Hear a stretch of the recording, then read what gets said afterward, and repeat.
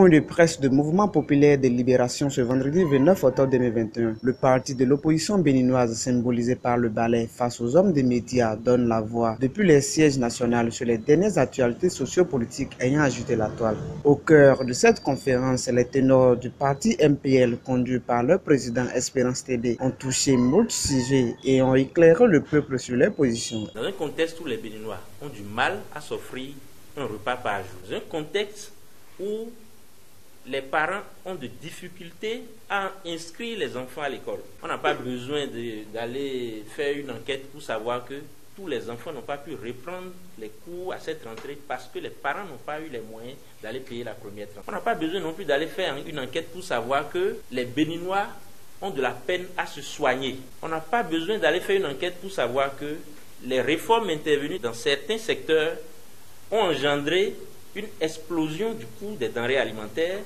et, en définitive, une cherté de la vie qui sévit dans tous les secteurs. On n'a pas besoin également de faire une enquête pour savoir que la majorité des jeunes béninois sont sans emploi aujourd'hui. Comment se fait-il que, dans ce contexte, que M. le ministre d'État trouve que chez lui, la pauvreté est en train de regresser? Peut-être dans sa maison, on ne comprend pas. Sinon, vraiment, qu'il cesse de nous distraire.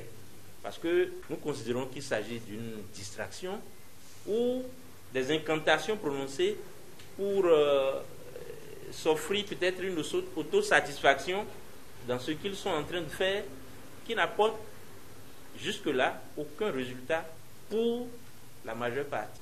Dans le contexte où des licenciements massifs continuent de s'opérer, des sociétés d'État en voie de fermeture, d'autres déjà fermées, dans le contexte où nous peinons à voir une seule entreprise étrangère d'investissement venir s'installer et faire des recrutements massifs dans le pays, comment peut-on penser, ou du moins, a-t-on besoin d'aller, je ne sais pas, faire des enquêtes pour savoir que la pauvreté a gagné toutes les couches socio-professionnelles du pays et que les politiques publiques mises en œuvre depuis leur avènement n'ont pas encore porté leurs fruits, et qu'il faille changer de fusil d'épaule, qu'il faille voir autrement la situation. Nous voulons vraiment inviter cette fois-ci le chef de l'État lui-même à se pencher sur la situation de la jeunesse. Parce que si ça continue à cette allure, il y aura explosion quelque part. Les jeunes ne peuvent pas continuer d'être résignés, assis à la maison sans emploi, et que les membres du gouvernement, quand ça leur plaira, venir faire des déclarations du genre pour en rajouter à leur misère. Ce n'est pas concevable. C'est là qu'il y a le problème. Si désormais, c'est les partis politiques, de la façon dont nous avons vu la dernière fois, qui ont choisi les maires, nous ne nous attendons pas à une gestion efficace ou bien saine des ressources communales. Donc nous pensons que la solution recherchée en créant le poste de secrétaire exécutif au niveau des mairies est totalement inopportune pour nous et ne peut pas constituer une réponse efficace à la situation du problème de gestion des ressources. Bien au contraire, peut être source d'autres difficultés au niveau du fonctionnement du conseil communal.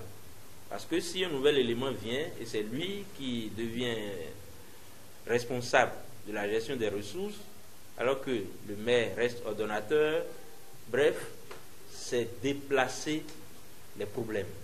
Nous pensons qu'il faut aller revoir les dispositions au niveau du choix de ces maires-là qu'il faut aller revoir. Vous voyez le code électoral en l'état en ce moment, qui impose, lorsque moi, je me sens capable, je suis aimé de mes populations à Banikwara, et mes populations m'aiment bien, ont confiance en moi, parce qu'ils savent le type de moralité que j'ai, et que je suis membre d'un parti politique, et que mon parti n'est pas fort à Vrancourt ou dans le Koufo, je ne pourrai jamais être désigné maire chez moi. Ainsi, il peut, j'ai pris un exemple au hasard, il peut se trouver que quelqu'un qui n'est pas du tout connu même de la localité, mais qui appartient à un autre parti B, puisse être désigné maire pour eux.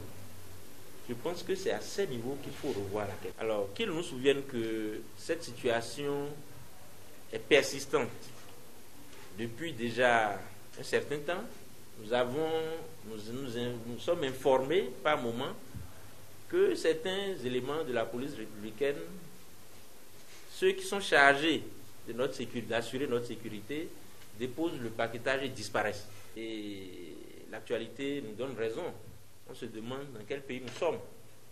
Comment se fait-il que ceux qui sont chargés d'assurer notre sécurité, eux-mêmes fuient le pays? Et qu'est-ce qui se passe? Et que les autorités n'en disent rien. Le directeur général de la police ne vient pas nous expliquer, nous informer pourquoi les gens disparaissent par vagues, par lot.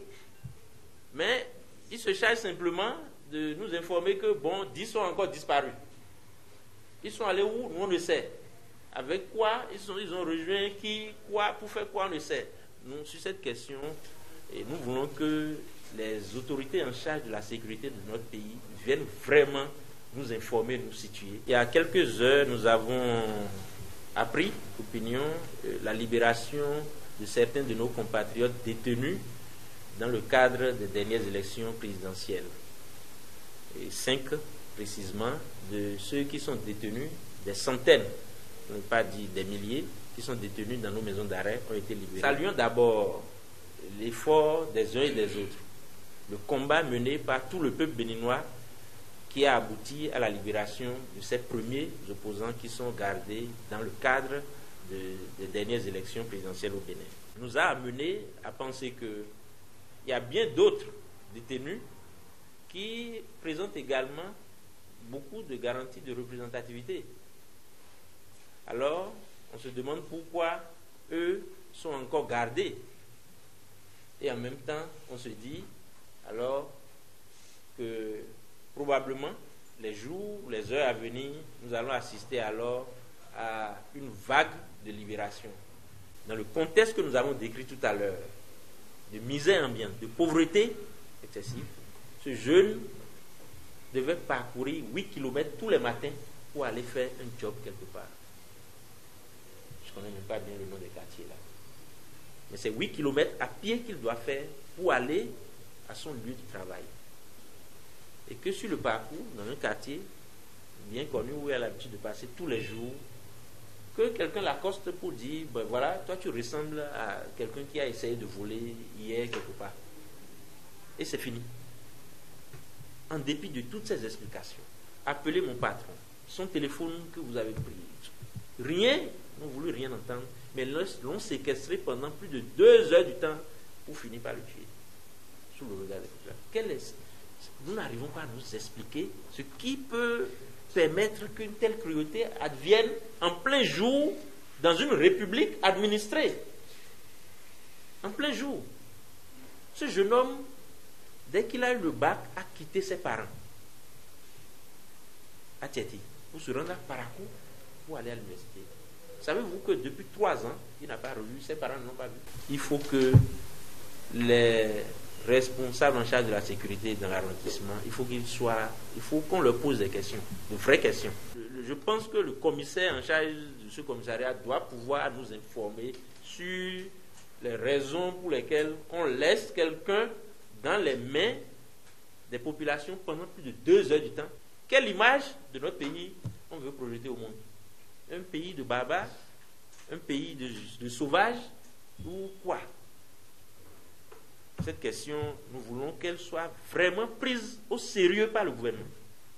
Que sans délai, le ministre de l'Intérieur vienne nous informer. La loi sur l'IVT, récemment votée par la 8e législature, a été également une occupation majeure de ce point de presse. À ce sujet, le MPL trouve inappropriée cette décision dans le contexte socio-culturel actuel de notre pays. Cependant, il propose une sensibilisation sur les conditions de son application. Nous pensons que cette nouvelle loi-là n'est pas du tout venue pour arranger la situation. Au contraire, elle va contribuer à un cataclysme dans la société.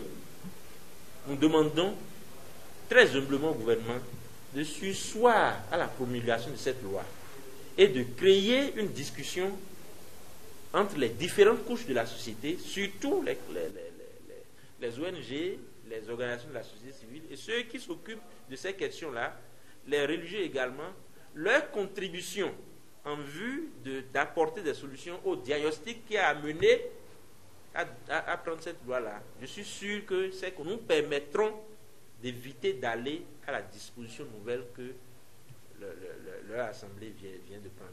Ça, nous pensons que c'est totalement à l'antipode des valeurs socioculturelles de notre pays, d'hier à aujourd'hui et de demain, et que ça n'arrange rien dans notre situation actuelle. Il faudrait que le gouvernement puisse avoir l'humilité de reculer une fois au moins devant cette loi-là. Si elle était une avancée réelle, comme ils le prétendent, je pense qu'il n'y aurait pas autant de récriminations, autant de voix indiquées. Je ne voudrais pas en citer, même des médecins de renom se sont prononcés contre.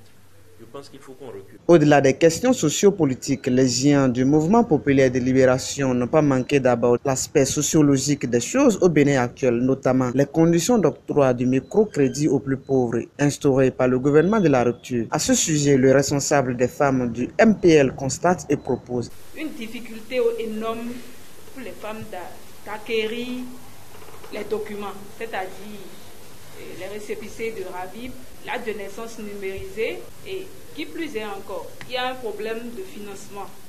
C'est des pièces qui coûtent excessivement cher. Vous imaginez que pour souscrire à un microcrédit de 50 000 francs, il faut que la femme dépense déjà au moins 12 000 francs avant d'obtenir les documents nécessaires pour aller déposer et souscrire à cette microfinance. Nous lançons un appel au gouvernement, au ministre des microfinances, à essayer de délocaliser aussi, un tant soit peu, les services de l'ANIP dans toutes les communes et amoindrir les coûts pour faciliter aux femmes l'acquisition de ces microcrédits. Et que ce soit dans un délai bref. Parfois, ça prend du temps. Elles prennent jusqu'à 6 mois avant d'obtenir ces microcrédits. Faut-il le rappeler, à travers cette conférence, le grand parti MPL de l'opposition lance un signal fort sur les prochaines législatures et appelle le peuple à l'adoption d'une nouvelle alternance.